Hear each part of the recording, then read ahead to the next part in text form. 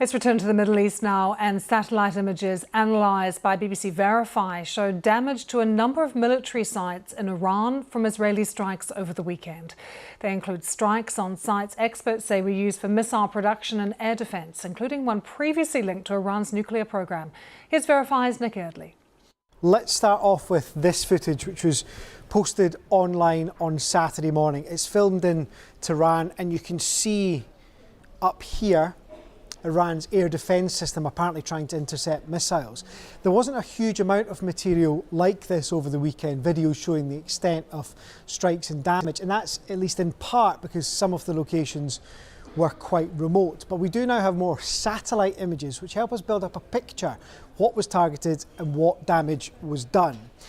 Now, there were a lot of strikes. We're working to verify as many of them as possible, but let's focus just now on the ones we have evidence for and pictures of. You can see the map here, one near the border, two near Tehran, another one up here.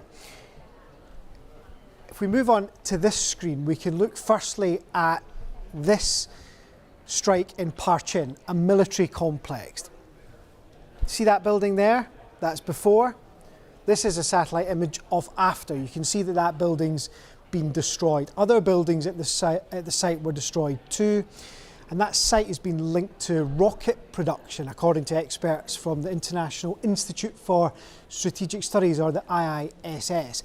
Part of this site, and this is interesting, is known as Taliban 2.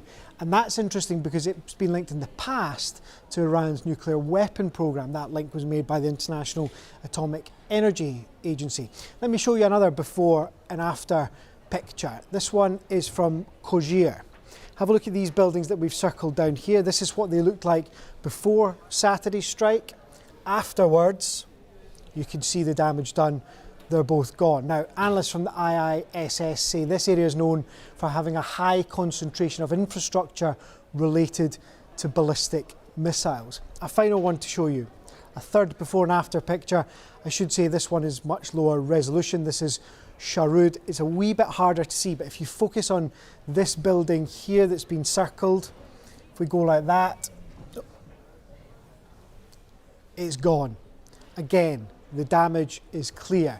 This area is significant because it's been linked to long-range missile technology. Now, most of the damage appears to be pretty precise and pretty contained, something that the Israeli government claimed.